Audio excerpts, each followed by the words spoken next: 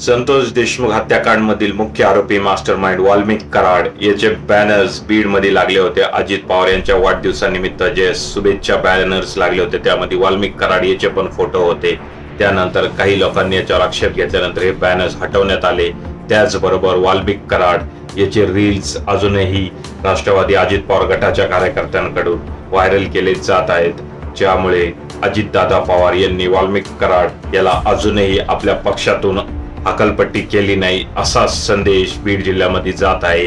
वाल्मिक कराड याला आपल्या पक्षातून अजित पवार यांनी अधिकृतरित्या हकालपट्टी केली की नाही केली यावरून प्रश्नचिन्ह उपस्थित केले जात आहे.